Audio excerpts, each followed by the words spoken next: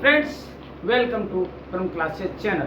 दोस्तों, आप सभी का आज एक बार फिर से एक मार्गदर्शक, एक सहयोगी और पथ प्रदर्शक चैनल के ऊपर हार्दिक स्वागत, अभिनंदन और वेलकम है। दोस्तों, आप सभी को एक बार फिर से ले चलते हैं एक ऐसे टॉपिक या विषय के ऊपर जो कि केवल पाठ्यक्रम का हिस्सा ही नहीं है, जबकि यह आपकी रोजमर्रा की जिंदगी का भी एक हिस्सा है। दोस्तों, यदि हम समाज को एक सहयोगी की दृष्टि से देखना चाहते हैं या समाज का सहयोग करना चाहते हैं, तो आज का टॉपिक उस सहयोग को, उस नजर को, उस दृष्टिकोण को बढ़ावा देने के लिए उपयुक्त और अधिक प्रभावी साबित हो सकती है। दोस्तों, आज का जो टॉपिक है उसका नाम है SHG। अब आप सोचेंगे कि SHG क्या है। दोस्तों, हमारी बात चल रही है विकास के ऊपर। हमारा मूल टॉपिक है विकास अर्थात डेवलपमेंट।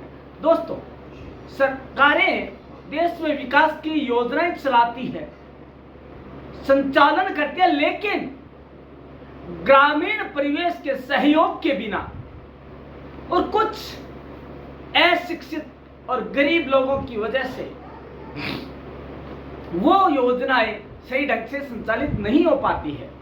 तो इनके संचालन में SHG अर्थात स्वयं सहायता समूह, सेल्फ हेल्प ग्रुप्स बहुत बड़ी मदद करते हैं या बहुत बड़ी अहम भूमिका का निर्वहन करते हैं। तो दोस्तों, आइए जानते हैं सेल्फ हेल्प ग्रुप्स अर्थात स्वयं सहायता समूह SHG से जुड़ी कुछ महत्वपूर्ण बातें। दोस्तों, किसी और बात को जानने से पहले सबसे पहले हमें जानना है कि स्वयं सहायता समूह होते क्या हैं, ये SHG ग्रुप क्या है या सेल्फ हेल्प ग्रुप्स किसे कहते हैं। दोस्तों, सेल्फ हेल्प ग्रुप का जैसा कि नाम से पता लगता है, यह 10 से 20 लोगों का एक ऐसा गठबंधन है जिसका उद्देश्य समाज की आर्थिक सहायता करना है। दोस्तों, ये क्या करते हैं? गरीबों को रियायती दर पर ऋण दिलाना और बिना ज्यादा पेचीदगी के ऋण उपलब्ध करा देना। दोस्तों, इसके पीछे तर्क ये है कि संगठन क्यों बनाया जाए। इसके पीछे मूल तर्क है समाज की जो समस्याएं हैं, विशेषकर महिला सशक्तिकरण के संबंध में आने वाली कठिनाइयों और आर्थिक विकास संबंधी जो समस्या है उनको दूर करना है। इसके अलावा दोस्तों, अन्य शब्दों में कहा जाए कि स्वयं सहायता समूह से आज से ऐसे अनौपचारिक समूह या गठबंधन से लगाया जा सकता है जिसका मूल उद्देश्य सामाजिक व आर्थिक समस्याओं का समाधान करना है। और ये सामाजिक व आर्थिक समस्याएं दहेज प्रथा, बाल विवाह, सती प्रथा, विधवा विवाह, बेरोजगारी, अशिक्षा, तलाक, गरीबी जैसी समस्याएं हो सकती है। और सबसे बड़ी बात यह है दोस्तों, इसका गठबंधन इसलिए भी सरल है क्योंकि इसका पंजीकरण जो होता है और जो गठन किया जाता है वह बिना किसी भारी भरकम फॉर्मेलिटीज की बिना ही होता है। तो दोस्तों, ऐसा होता है स्वयं सेवा संगठन या स्वयं सहायता समूह है। तो अब जान लेते हैं दोस्तों कुछ परिभाषाएं जो कि इसके उद्देश्य और भूमिका को स्पष्ट करने में एक सफल तस्वीर बनती है। तो दोस्तों, स्वयं सहायता समूह को समान सामाजिक पृष्ठभूमि वाले और सामूहिक रूप से एक सामान्य उद्देश्य को पूरा करने के इच्छुक लोगों के स्वशासित सहकर्मी नियंत्रित सूचना समूह के रूप में परिभाषित किया जा सकता है। दोस्तों, कहने की बात यह है कि कुछ लोग जो एक समान समाज व्यवस्था से आते हैं, जिनका मूल उद्देश्य समाज की सेवा करना है और समाज को आर्थिक रूप से सशक्त बनाना है और उन योजनाओं को आम जन तक पहुंचाना है जो कि किसी कारणवश सरकार की जो योजनाएं हैं वो आम जन तक नहीं पहुंच पाती हैं। दोस्तों, इसमें स्व का नियंत्रण होता है, खुद का नियंत्रण होता है और सब स्वविवेक से कार्य करते हैं। इसके अलावा एक एसएचजी में आमतौर पर समान आर्थिक दृष्टिकोण और सामाजिक स्थिति वाले कम से कम 5 व्यक्ति और अधिकतम 20 लोग एक साझा मंच पर जुड़ते हैं, एक मंच साझा करते हैं, जिसका मूल उद्देश्य है विभिन्न सामाजिक समस्याओं को दूर करना।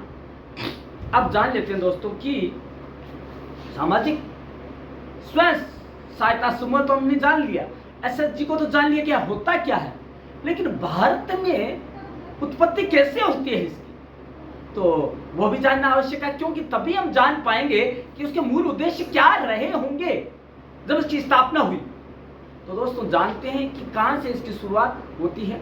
तो दोस्तों भारत में 1972 में स्वरोजगार महिला एसोसिएशन की स्थापना से ही एसएचजी की उत्पत्ति का अंदाज या अनुमान लगाया जा सकता है। कब? 1972 में स्वरोजगार महिला एसोसिएशन मतलब सेवा, SEWA सेवा नाम से शुरुआत की गई। लेकिन ऐसा नहीं है कि इससे पहले कभी शुरुआत करने की कोशिश नहीं की गई। दोस्तों हम जान लेते हैं कि इससे पूर्व क्या कोई कोशिशें की गई जो कि इस क्षेत्र में सफल प्रयास कहे जा सकते हैं। दोस्तों इससे पहले भी कई छोटे छोटे प्रयास किए गए, छोटे छोटे स्तर पर एसएचजी की स्थापना की गई। 1954 में टेक्सटाइल लेबर एसोसिएशन TLA ने अपनी महिला शाखा बनाई ताकि मिल मजदूरों के परिवारों को और उनकी महिलाओं को सिलाई, बुनाई आदि जैसे कौशल सिखाए जा सके, ताकि वो सीखकर प्रशिक्षित होकर और सामाजिक विकास और पारिवारिक विकास में अपना योगदान प्रमुखता के साथ दे सके और महिला सशक्त होकर समाज को विकास की पगडंडी पर ला सके और ऐसी मूल धारा से जोड़ सके स्वयं और समाज को, जो कि राष्ट्रीय विकास की महत्वपूर्ण कड़ी कही जा सकती है। तो दोस्तों जानते हैं अगला कि जो ये सेवा संगठन है किसने बनाया और क्या उद्देश्य रहे। जो 1972 में बनाया गया था स्वरोजगार महिला एसोसिएशन, इसकी प्रणेता कौन रही और क्या इसके उद्देश्य थे। दोस्तों सेवा संगठन का गठन करने वाली इला भट्ट, दोस्तों पूछा जा सकता है कि सेवा नामक एसएचजी का गठन किसने किया? इला भट्ट ने किया। इसके उद्देश्य क्या है तो जान लेते हैं। इला भट्ट ने बुनकरों, कुम्हारों, फेरी वालों और असंगठित क्षेत्र की अन्य गरीब व स्वरोजगार वाली महिला श्रमिकों को उनकी आय बढ़ाने के उद्देश्य से संगठित किया। सेवा संगठन जो है महिलाओं को स्वरोजगार से जोड़ने का एक प्रमुख उपक्रम बनकर उभरा। दोस्तों उसका मेन उद्देश्य था स्वरोजगार के माध्यम से महिलाओं को सशक्त बनाना और सशक्तिकरण के माध्यम से उन्हें सामाजिक विकास और पारिवारिक विकास की मूल धारा से जोड़ना और उनके प्रयासों को और उनके जो महत्व को मूल विचारधारा में लाना। अब बात आती है क्या और भी कुछ हुए? हाँ हुए ना। नाबार्ड ने 1992 में एसएचजी बैंक लिंकेज परियोजना बनाई, जो दुनिया की सबसे बड़ी माइक्रो फाइनेंस परियोजना है। विश्व की सबसे बड़ी माइक्रो फाइनेंस परियोजना क्या है? नाबार्ड द्वारा संचालित और शुरू की गई 1992 में SHG बैंक लिंकेज परियोजना। अब ये बैंक लिंकेज परियोजना क्या है इसको भी जान लेते हैं। दोस्तों, यह योजना स्वयं सहायता समूह है, अर्थात SHG ग्रुप मेंबर्स को यह अधिकार देती है कि वे ग्रामीण क्षेत्र में जाकर अपने स्तर पर शून्य जमा राशि पर बचत खाता खोल सकते हैं। यह सबसे बड़ा अधिकार उनको दिया गया है। यह है कौन सी है? SHG बैंक लिंकेज परियोजना। बैंक से लिंक करना, लोगों में महाजन की जो पुरानी रिवाज है, एक लंबे और भारी भरकम ब्याज पर पैसा लेने की आदत है, उसे छुटकारा दिलाकर कम ब्याज दर पर बैंकों से लोन लेने के लिए प्रेरित करना और उनमें बैंकिंग सेवा की आदत डालना है। दोस्तों, इसके अलावा स्वर्ण जयंती ग्राम स्वरोजगार योजना 1999 में भारत सरकार द्वारा सुदूर ग्रामीण क्षेत्रों में स्वरोजगार को बढ़ावा देने के उद्देश्य से शुरू की गई थी, जिसका उद्देश्य ऐसे समूहों का गठन करना था जो कि कौशल विकास के माध्यम से स्वरोजगार को बढ़ावा दे सके।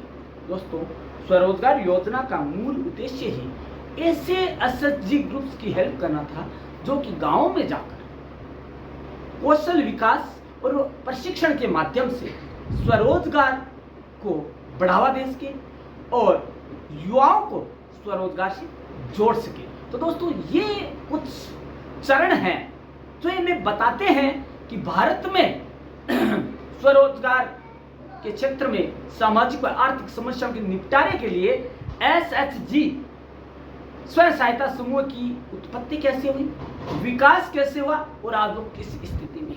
तो दोस्तों, अब हम जानते हैं कि इसके चरण क्या है, महत्वपूर्ण वो चरण कौन से हैं जो कि इसके गठन के लिए उत्तरदायी है। दोस्तों, पहला तो है समूह का गठन। समूह का गठन, जैसा कि मैंने बताया था दोस्तों, जैसा कि हमने एक कम्युनिकेशन किया था थोड़ी देर पहले ही, कि समूह का गठन बहुत ही इजी होता है, बहुत ही सरल प्रक्रिया है। क्या है? 5 से लेकर मिनिमम 5 और अधिकतम 20 लोग एक समान उद्देश्य से, जो उद्देश्य होगा सामाजिक व आर्थिक समस्याओं से समाज को उबारना, वो मिलकर एक संगठन बनाते हैं और उसके लिए कोई लंबी चौड़ी पंजीकरण या गठन की प्रक्रिया नहीं अपनानी। वो स्वयं अपना संगठन बना सकते हैं, उसका नाम रख सकते हैं और स्वयं नियंत्रण के माध्यम से कार्य कर सकते हैं। दोस्तों, यह है समूह का गठन। समूह का गठन होता है अनौपचारिक रूप से, जिसे कोई औपचारिकता ही नहीं है, अनौपचारिक है। उसमें कोई भी व्यक्ति जिसका समान उद्देश्य है, समान समाज में रहते हैं, वे आकर जुड़ सकते हैं, जो कि महत्वाकांक्षी है समाज को समस्याओं से छुटकारा दिलाने के लिए। तो दोस्तों, यह होता है पहला तो समूह का गठन कैसे किया जाता है। दूसरा है वित्त पोषण या पूंजी का निर्माण। दोस्तों, होता क्या है कि ये जो समूह के लोग हैं, उनकी आर्थिक स्थिति इतनी सुदृढ़ होती है, पहले तो ये है कि अपने स्वयं वित्त साधनों से ही ये पूंजी का निर्माण करते हैं, ताकि लोगों को, जो जरूरतमंद लोग हैं, उनको ऋण उपलब्ध करवा सके रियायती दर पर, बिना किसी लंबी कागजी कार्यवाही के। लेकिन दोस्तों, कई बार इन्हें बैंकों से भी लोन लेना पड़ता है जब जरूरत ज्यादा हो जाती है। तो ये क्या करते हैं, ये बैंक और जो जरूरतमंद है, समाज का एक हाशिए पर जो वर्ग है, उन बेचों दोनों के बीच में एक सेतु का काम करते हैं। ये ऋण बैंकों से लेते हैं और बहुत ही कम ब्याज दर पर, या यूं कहें कि बराबर ब्याज दर पर उनको लोन उपलब्ध करवाते हैं, ताकि बैंकिंग सेक्टर में जाकर उन्हें लंबी प्रोसेस अपनानी ना पड़े। ये दोस्तों इसके गठन के हैं। तीसरा है समूह के लिए आय सृजन को बढ़ावा देने हेतु आवश्यक कौशल का विकास। दोस्तों ये क्या करते हैं, समूह के व्यक्तियों में आय को बढ़ावा देने के लिए उनको प्रशिक्षण प्रदान किया जाता ताकि वो समूह में विभिन्न योजनाएं चलाकर, विभिन्न कार्यक्रम चलाकर आय को बढ़ावा देने के लिए और आय को संचित करने के लिए कुछ योजनाएं चला सके और उसमें जुड़ सके और आय को बढ़ावा दे सके।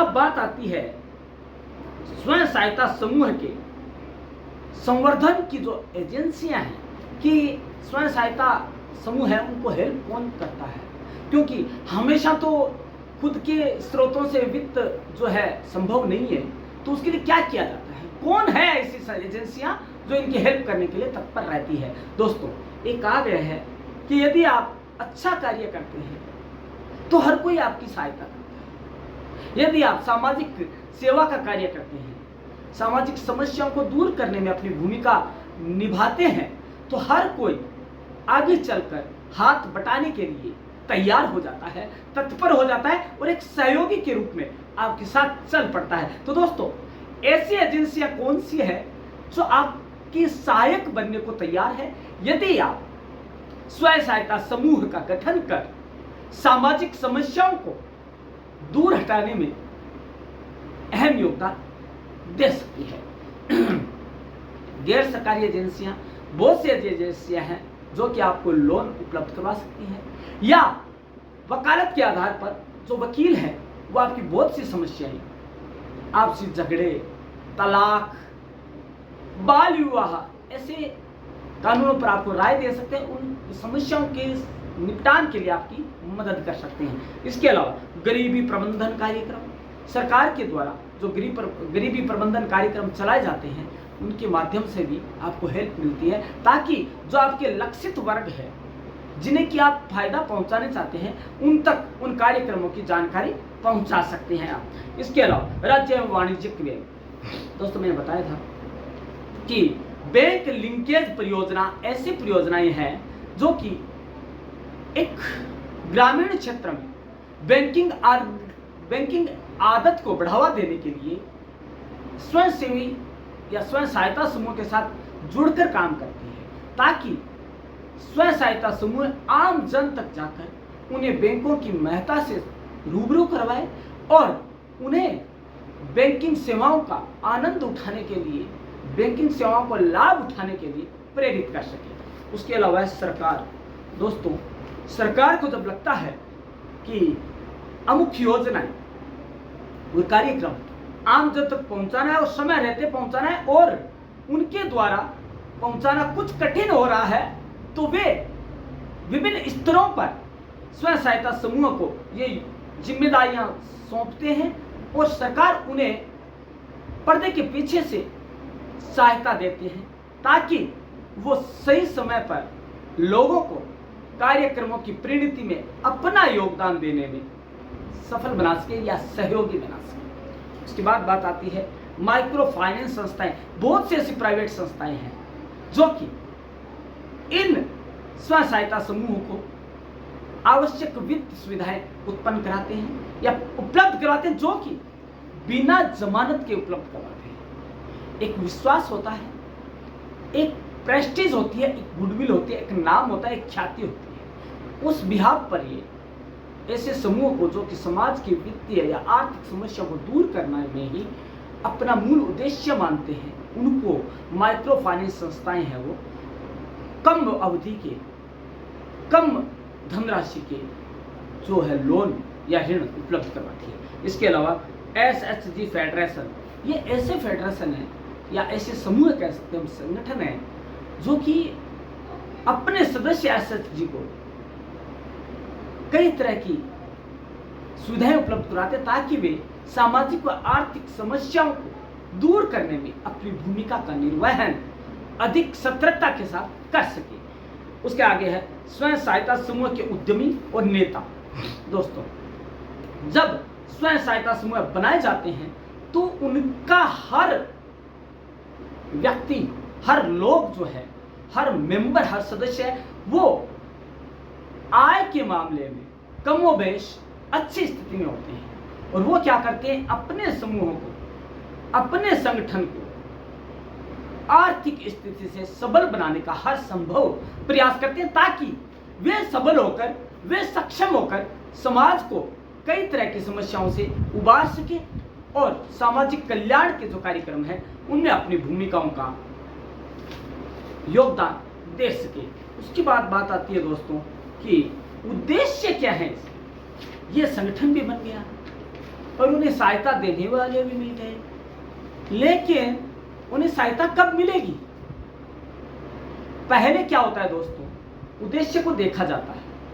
कोई भी व्यक्ति काम करता है, उसका पर्पज क्या है, उसका एम क्या है, उसको देखकर ही उसको लोन या अन्य तरह की सहायताएं प्रदान की जा सकती है। तो जब SHG स्वयं सहायता समूह की बात की जाती है तो उनके उद्देश्य कौन से है, उनको जान लेना अत्यंत आवश्यक कड़ी हो जाती है। तो दोस्तों, उद्देश्य कौन कौन से हैं, आइए हम आत्मसात करते हैं स्वयं सहायता समूह के उन उद्देश्यों को, जिन उद्देश्यों की वजह से इनका गठन और संगठन एक सफल शुरुआत कही जा सकती है। तो दोस्तों, जान लेते हैं इसके उद्देश्य। तो पहला उद्देश्य है वित्तीय सेवाएं प्रदान कर गरीबी कम करने में मददगार साबित होना। दोस्तों, क्या करते हैं, ग्रामीण क्षेत्रों में जो महिलाएं हैं, जो महिलाएं गरीब परिवारों से आती है और वो इसलिए तैयार है कि यदि कोई उन्हें कौशल प्रदान कर दे, यदि उनको प्रशिक्षित कर दे, तो वे गरीबी की बेड़ियों को तोड़कर स्वरोजगार के क्षेत्र में नई बिगुल बजा सकती है। दोस्तों, जरूरत है तो किस चीज की, वित्तीय सुविधाएं उपलब्ध करवाने की। तो दोस्तों, ये ग्रुप क्या करते हैं, ग्रामीण क्षेत्र की विशेषकर महिलाओं को, जो कि गरीब तबके से आते हैं, जो हाशिए पर जो लोग हैं, जो कि वंचित लोग हैं, उन परिवार की महिलाओं के सशक्तिकरण के लिए और उन्हें स्वरोजगार दिलाने के लिए उनमें कौशल और प्रशिक्षण का विकास करते हैं, ताकि वे अपनी भूमिका का सही समय पर सही ढंग से प्रतिपादन कर सके। दोस्तों, दूसरा है उद्देश्य ऋण संपर्क संस्था के रूप में ग्रामीण क्षेत्रों में विकास। दोस्तों, ऋण उपलब्ध करवाना हर कोई चाहता है, लेकिन सभी लोग, खासकर महाजन, जो कि पद्धति पुरानी चली आ रही है, ग्रामीण क्षेत्रों में यदि लोन की बात की जाती है, ऋण की बात की जाती है, तो उसका पर्याय महाजन है। वह महाजन जो मोटी रकम वसूल करता है ब्याज के रूप में और चक्रवर्ती ब्याज दर से ब्याज लगाता है, और जो ऋण लेने वाला है उसकी कई पीढ़ियां गुजर जाती है, लेकिन ऋण की रकम नहीं चुकता और उसकी वसूली के लिए कई बार ऋण लेने वाला आत्महत्या जैसे कदम उठा लेता है। दोस्तों, इन बुराइयों को समाज से दूर हटाने के लिए और एक बैंकिंग सेवा को ऋण संस्था के रूप में या ऋण संपर्क संस्था के रूप में विकसित करने के लिए इनका मूल उद्देश्य यह है कि वो लोगों को बताए, समझाए, उनमें बैंकों के जो महत्व है उनको बताए, और महाजन की जो पुरानी पद्धति है, जो कि अविश्वसनीय पद्धति है, जो कि एकदम कपट भरी पद्धति है, उसको दूर करें। उसके बाद है महिला सशक्तिकरण। दोस्तों, आज हम समाज में महिला सशक्तिकरण की बात करते हैं और हम बिगुल बजाते हैं कि हमारे भारत में महिला सशक्तिकरण करने जा रहे हैं, लेकिन दोस्तों, यह पूरी कल्पना है। दोस्तों, जिस देश में, एक मैं बात कहना चाहूंगा कि जिस देश में ढोल गवार शूद्र पशु नारी ये सब ताड़न के अधिकारी, ये पंक्तियां बड़े बड़े साहित्यकार लिख देते हैं, तो क्या महिला सशक्तिकरण के दिशा में प्रयास कहा जा सकता है? कतई नहीं। दोस्तों, जरूरत है तो महिला को सही अर्थों में उन्हें यह जतलाना कि यत्र नारीषु पूजन्ते रमन्ते तत्र देवता। तो इस क्षेत्र में ये जो स्वयं सहायता समूह है, वे उनकी सहायता इस कदर करते हैं महिला सशक्तिकरण के क्षेत्र में कि महिला कभी तो सरस्वती बनती है, कई बार लक्ष्मी बनकर परिवार की सहायता करती है तो कभी महाजन जैसे दुराचारियों की चंडी बनकर, काली बनकर संहार करने का भी कार्य करती है। क्योंकि महिला सशक्तिकरण की नई धारा, नई विचारधारा और नई लहर स्वयं सहायता समूह के द्वारा लाई जा चुकी है और उस लहर ने देश में महिला सशक्तिकरण का ऐसा माहौल बनाया है, ऐसा वातावरण निर्मित किया है कि आज हम विश्व में एक बार फिर से महिला जगत के सम्मान में सिर उठाकर चल सकते हैं। दोस्तों, इसके अलावा स्वरोजगार संस्कृति को बढ़ावा देना इसका मूल उद्देश्य है। यह होने से यदि ऐसा होता है तो क्या होगा, हमारे जो समाज में कई समस्याएं हैं, जैसे कि बेहतर शिक्षा का अभाव, बेहतर स्वास्थ्य सेवाएं नहीं मिलना या उचित परिवार नियोजन नहीं होना, यदि स्वरोजगार मिला और लोग स्वरोजगार को अपनाने लगे तो उन्हें बेरोजगार रहने की चिंता नहीं सताएगी, वो लोगों को रोजगार देंगे। दोस्तों, ग्रामीण क्षेत्र में बहुत से ऐसे क्षेत्र हैं जिनमें स्वरोजगार चलाए जा सकते हैं, जैसे अचार बनाना, कुटीर उद्योग लगाना, खादी का उद्योग या फिर अचार पापड़ का उद्योग या फिर ऐसे ही कई कताई बुनाई के उद्योग, है ना, या सिलाई के उद्योग। तो ऐसे कार्य करके कौशल का विकास किया जा सकता है, या दूध डेयरी। दोस्तों, आपको एक बता दूं मैं कि, लेकिन विडंबना में बताऊंगा इसके साथ, महिला सशक्तिकरण की बात आई है तो दोस्तों, जयपुर के पास एक नायला ग्राम है। दोस्तों, नायला ग्राम में महिलाओं ने ही स्वयं सहायता समूह बनाए और वह अपने समूह से माध्यम से ही दुग्ध डेयरी का संचालन करने लगे। अच्छा लाभ कमाया जा रहा था, बहुत अच्छी तरह से संचालन हो रहा था। इसकी खबर या यह जो समाचार था महिला सशक्तिकरण का, वह संचारित होकर संचार माध्यमों की सहायता से यूएसए के राष्ट्रपति बिल क्लिंटन तक पहुंचा।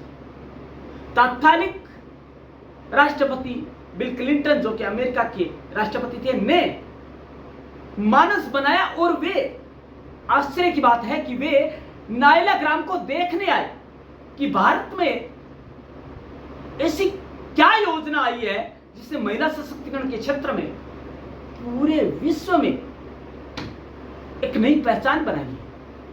दोस्तों, इतना प्रभावित हुआ, प्रेरित हुआ कि उसने उनकी सहायता के लिए 50 नवीन टेक्नोलॉजी से लैस युक्त कंप्यूटर सिस्टम भेजे यहां। दोस्तों, हंसी की बात तो तब आती है जब यह पता लगा कि वो कंप्यूटर वहां तक पहुंचे ही नहीं, क्योंकि लोगों ने महिला सशक्तिकरण के इस प्रयास को भी विफल कर दिया और उन्हें ताने मार मार कर घर की चार दीवारी में कैद होने के लिए मजबूर कर दिया। दोस्तों, यह है हमारी हकीकत और यह है हमारी पुरुष प्रधान समाज की हकीकत और यथार्थ। हम महिला सशक्तिकरण की बात तो करते हैं, लेकिन हमें पर्दा प्रथा हटाना मंजूर नहीं। हम कन्या भ्रूण हत्या की तो बात करते हैं, लेकिन घर में कन्या मंजूर नहीं है। हम बाल विवाह का तो विरोध करते हैं, लेकिन हमारे घर में हम बाल विवाह इसलिए करते हैं क्योंकि महंगाई बढ़ रही है।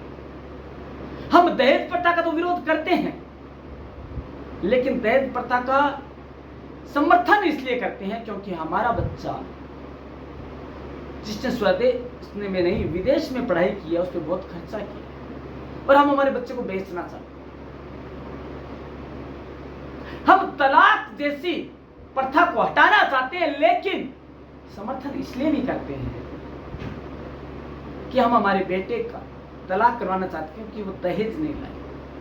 दोस्तों, ऐसे कई समस्याएं हैं जिनका हम पुरजोर विरोध तो करते हैं, लेकिन दबी आवाज में यह भी स्वीकार करते हैं कि हम इससे दूर नहीं हैं। दोस्तों, जब तक यथार्थ और स्वप्न दोनों में यह अंतर रहेगा, या असमानता रहेगी तब तक जो सामाजिक विकास की बात भी करना कोरी कल्पना होगा। दोस्तों, हमें क्या करना है, स्वयं सहायता समूह तक बात पहुंचाने के पहले अपनी विचारधारा को मजबूत करना पड़ेगा और हमारी जो सोच है, हमारा नजरिया है, हमारा मंथन है, हमारा विचार है, उन्हें शुद्ध और परिशुद्ध करना पड़ेगा। तो दोस्तों, ये उद्देश्य है स्वयं सहायता समूह के गठन के पीछे के।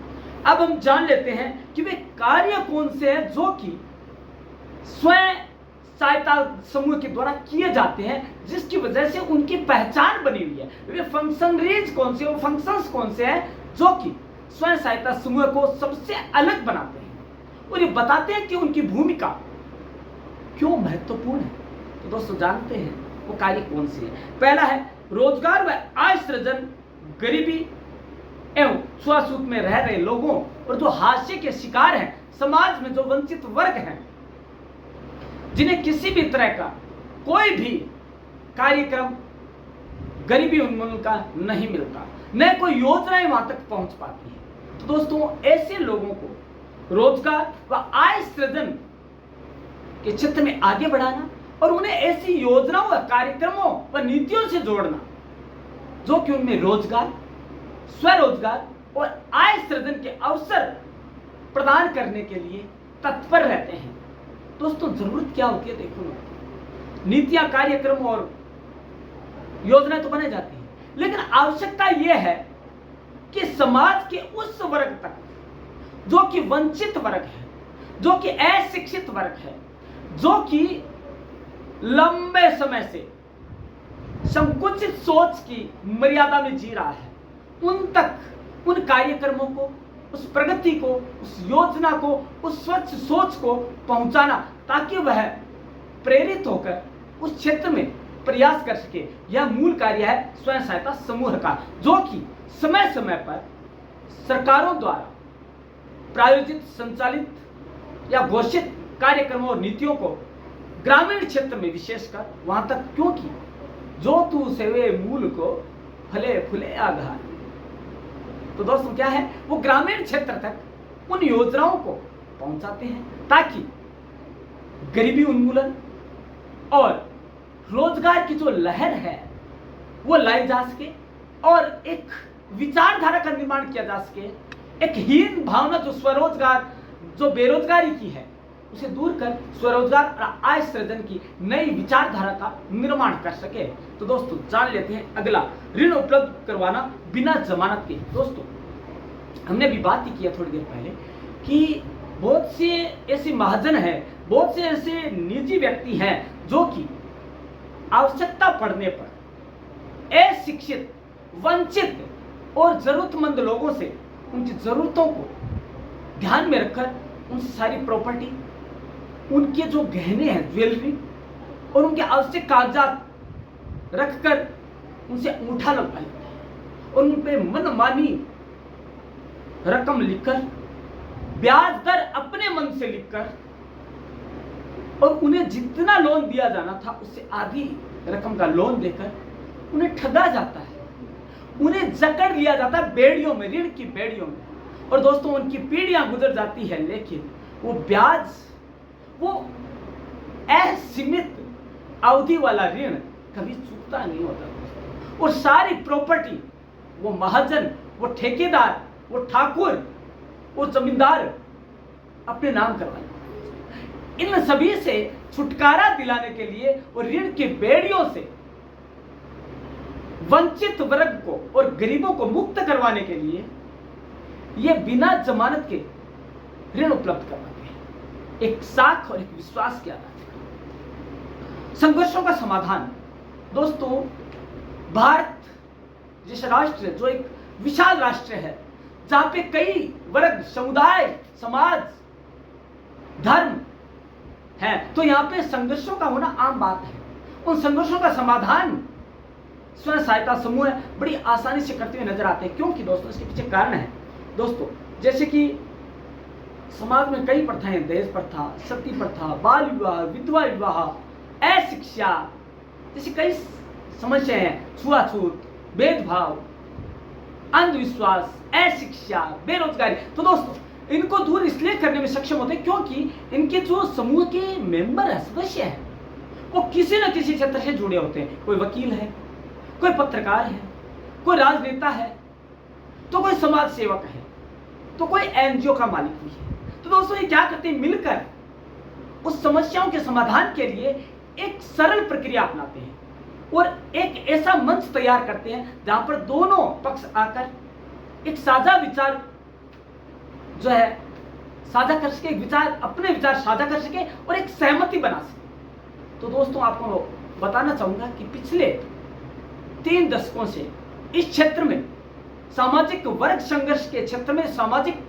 समस्याओं के संघर्ष के क्षेत्र में बहुत बड़ी कमी आई है, जो कि अदालतों तक पहुंचे हैं, जो कि पुलिस स्टेशन तक पहुंचे हैं। दोस्तों वहां तक पहुंचने की जरूरत ही नहीं होती। ये क्या करते हैं, एक समूह बनाते हैं, दोनों पक्षों के लोगों को शामिल करते हैं, मंच प्रदान करते हैं और उनकी बातों को सुनकर निर्णय ले लेते हैं। दोस्तों फिर ये ग्रामीण गांव से निष्कासित करना या उनके घर का पानी नहीं पीना, ऐसे दोस्तों ये जो है ना छुआछूत की बातें या जो परिपाटी चली आ रही है उनसे उनको मुक्त करवाया जाता है। उसके अलावा दोस्तों औपचारिक बैंकों की सेवाओं का प्रचार प्रसार करना। दोस्तों लोगों को ये बताना कि महाजन की बेड़ियों से मुक्त होइए, क्योंकि देश में सरकारी बैंकों ने उदय होकर आपकी सेवा के लिए पर फैलाने शुरू कर दिए हैं और वो उड़ान भरने जा रही है,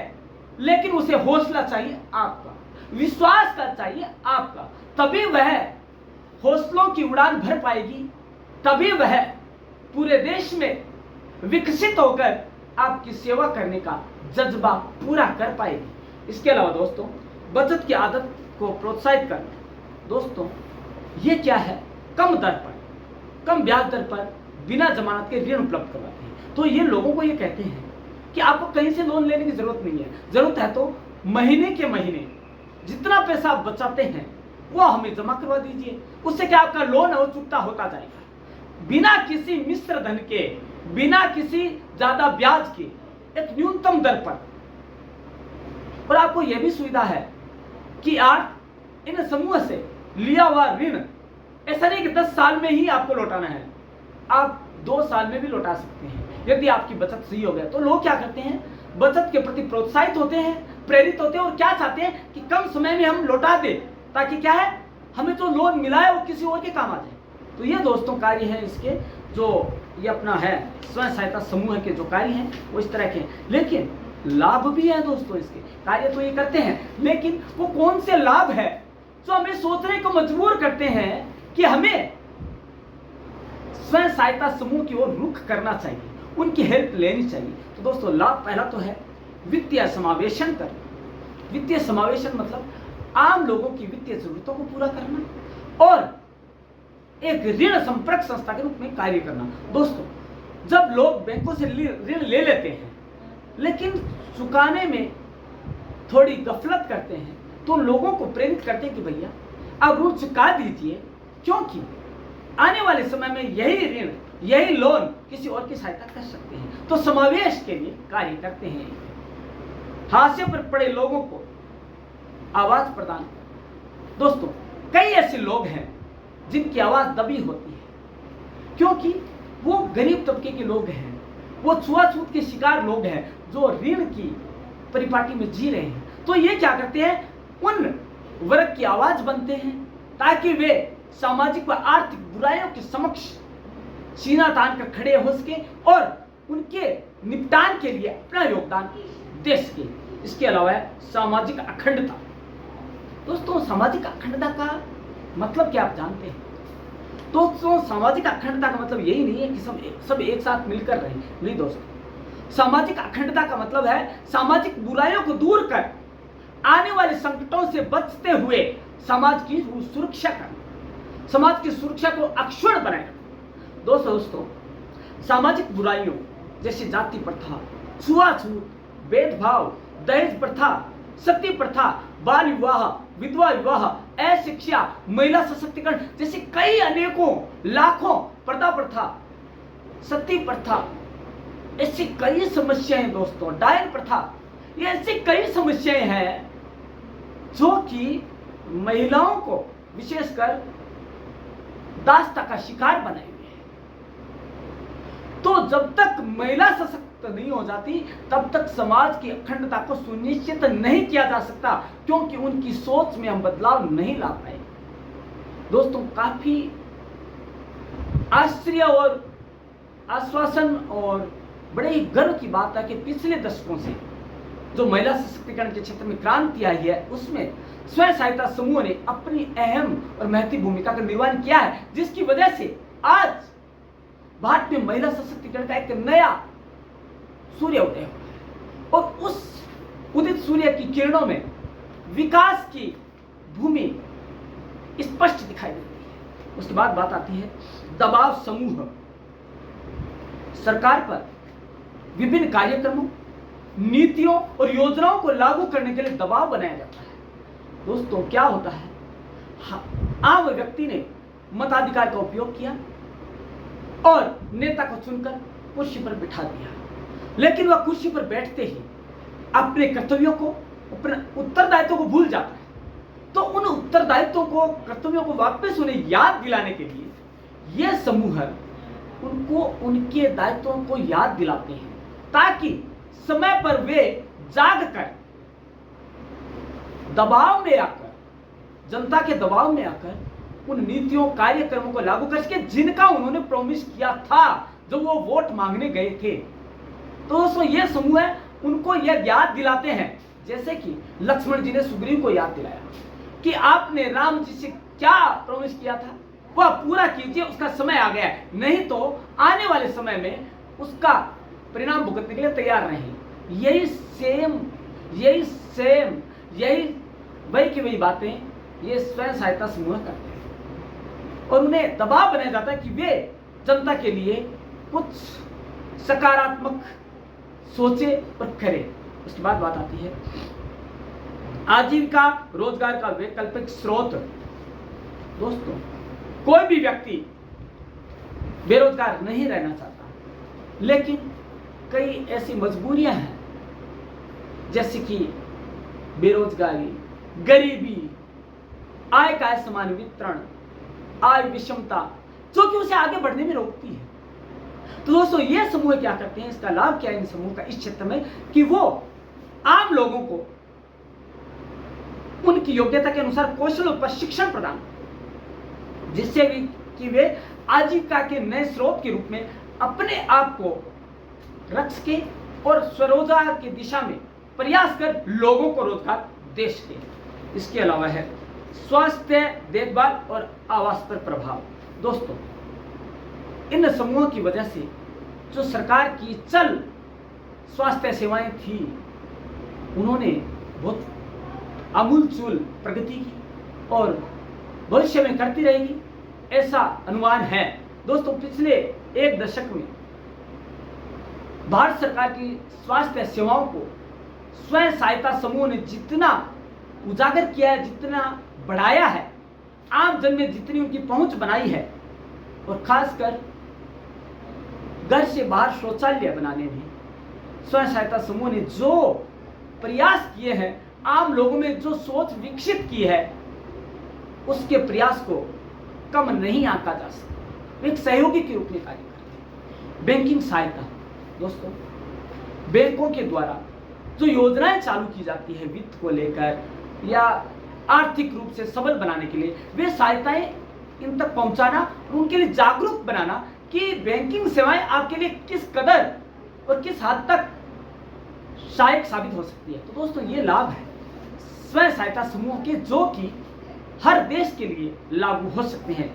लेकिन दोस्तों, बात आती है कि बहुत सी ऐसी समस्याएं हैं जो कि इन्हें जीने नहीं देती है, और वो समस्याएं क्या है, उन समस्याओं को जानना बेहद ही जरूरी हो जाता है।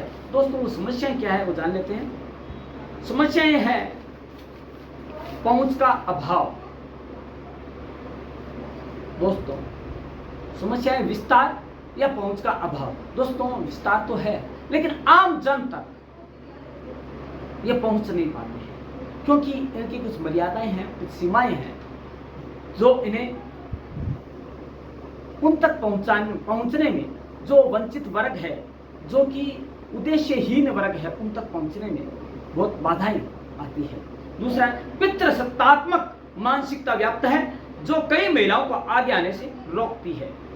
दोस्तों, हमारे समाज में पितृसत्तात्मकता और पुरुष प्रधानता की जो सोच है, वो महिलाओं को आगे बढ़ने में और महिला सशक्तिकरण की जो लहर है उसे जुड़ने में बहुत बड़ी बाधक बन रही है।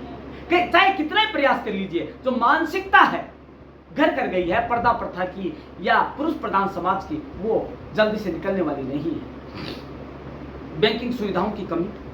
दोस्तों, हमारे देश में जहां पर एक बड़ा विश्व का सबसे बड़े देशों की श्रेणी में आता है, गिनती में आता है, उस देश में बैंकिंग सेवाएं बहुत ही हीन स्तर पर है। पहली बात तो यह है कि पर 1000 व्यक्ति बैंकिंग सुविधाएं बहुत ही निम्न स्तर पर है। मैं यहां कहना नहीं चाहूंगा क्योंकि बड़ी शर्म का विषय है। इसके अलावा दोस्तों, बैंकिंग सेवाएं कहने को तो सरल है, लेकिन जब वे रोल या उपलब्ध करवाती है, रोल उपलब्ध करवाती है, ऋण उपलब्ध करवाती है और अपना रोल दिखाती है, ऋण उपलब्ध कराती है, लोन कर देती है, तो उस समय दोस्तों एक लंबी प्रक्रिया से होकर गुजरना पड़ता है। और आम जन इतनी लंबी प्रक्रिया से होकर नहीं गुजर सकते क्योंकि उन्हें लोन की राशि जल्दी चाहिए होती है। तो दोस्तों, बैंकिंग सेवाओं का विस्तार भी सही अर्थों में नहीं हो पाया है। उसके बाद अलावा स्थिरता और संचालन की गुणवत्ता संदिग्ध है। दोस्तों, इसमें क्या है, अनौपचारिक संगठन है और इनका कोई पंजीकरण भी नहीं है, रजिस्टर्ड नहीं है। तो दोस्तों, इनकी संदिग्ध है अवस्था है कि क्या पता कब बंद हो जाए, क्या पता ये लोन लेके भाग जाए, है ना, ऐसी साख नहीं है इनकी। इसके बाद निगरानी प्रकोष्ठ नहीं है इनके ऊपर सरकार को कोई ऐसा प्रकोष्ठ, कोई ऐसा दबाव या ऐसा कोई व्यवस्था नहीं है कि उनकी जो कार्य प्रणाली है उस पर निगरानी रखी जा सके, कि ये नियंत्रण में रह के कार्य कर सके, जबकि ये स्वयं नियंत्रण में कार्य करती है, स्वयं विवेक से कार्य करती है। तो कई कठिनाइयां, कई समस्या आना लाजमी है। जन राशि सुरक्षित नहीं है। जो जनता राशि इसमें जमा करवाती है या ये जनताओं से दान के रूप में लेते हैं, कई बार लेना पड़ता है, तो सुरक्षित नहीं है क्योंकि सबके दिमाग को नहीं पढ़ा जा सकता और सबके लोगों के दिमाग को पढ़ना भी मुश्किल है। तो वो क्या करते हैं दोस्तों, ये किसी भी स्तर पर लोगों के साथ वंचन किया जा सकता है, धोखा किया जा सकता है। दोस्तों, वंचन और धोखे की स्थिति में ये है वो सबल और प्रबल नहीं कही जा सकती। तो दोस्तों, आज हमने जाना कि कौन कौन से मुख्य जो है मुद्दे हैं जो कि स्व सहायता समूह से जुड़े हुए हैं, जैसे कि परिभाषा, उद्देश्य, गठन, भारत में उद्योग विकास, कार्य, लाभ और समस्याएं। तो दोस्तों, लेके जाते जाते हम कुछ प्रमुख स्व सहायता समूह को जान लेते हैं जो कि भारत में लंबे समय से चले आ रहे हैं और उन्होंने एक विकास की नई परिभाषा स्थापित की है। तो जान लेते हैं दोस्तों, पहला है केरल में कुटुंबश्री।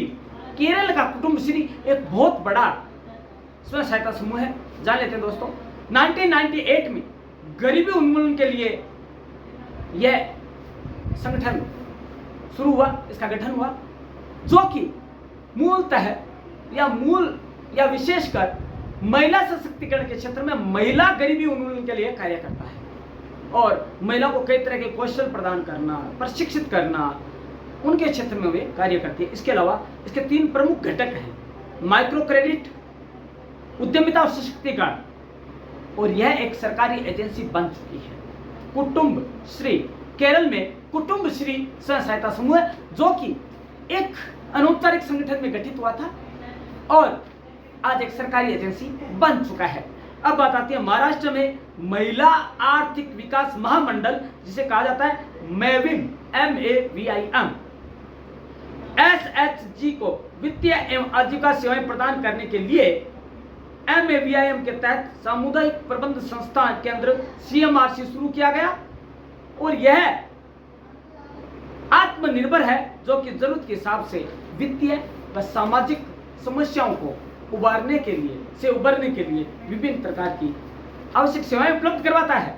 तो दोस्तों, आज हमने एक नया टॉपिक भी जाना जिसे हमने कहा SHG, स्वयं सहायता समूह। तो दोस्तों स्वयं सहायता समूह क्या करता है क्या नहीं करता है ये तो हमने जान लिया, लेकिन आप कब जानेंगे मेरे दोस्तों, आप कब इनसे जुड़ेंगे और कब देश की भलाई करेंगे और कब समाज के बारे में सोचना स्टार्ट करेंगे। दोस्तों इसके लिए जरूर पता है किस चीज की है, हमें ढंग से हमारी सोच को विकसित करते हुए वीडियो को सुनने की, उसको आत्मसात करने की, जीवन में उतारने की, ताकि हम स्वयं जागृत होकर, स्वयं सजग होकर समाज में लहर लाने के लिए, विकास से जुड़ने के लिए, समाज में स्वरोजगार को बढ़ावा देने के लिए और स्वयं सहायता समूह को एक नई आवाज प्रदान करने के लिए उस क्षेत्र में कार्य कर सके। और उसके लिए जरूरत है तो किस चीज की दोस्तों, मैं फिर वही दोहराऊंगा, बेल आइकन को दबाना होगा, सब्सक्राइब करना होगा और परम क्लासेस चैनल से लगातार रेगुलर जुड़कर उसके बताए हुए जो बिंदु है या जो टू वे कम्युनिकेशन है उसके माध्यम से जो बातें निकल कर आती है उसे सामान्य जिंदगी में जोड़कर देखने की, ताकि पाठ्यक्रम में हम सरलता से उसे जान सकें और निजी जिंदगी में भी उतार सकें, ताकि हम समाज का कल्याण कर सकें। क्योंकि ज्ञानार्थ प्रवेश और सेवार्थ गमन ये दोस्तों दोनों ही भारतीय समाज में संभव है। तो दोस्तों देखते रहिएगा परम क्लासेस चैनल को। कल मिलते हैं हम इसी समय इसी मंच पर। धन्यवाद।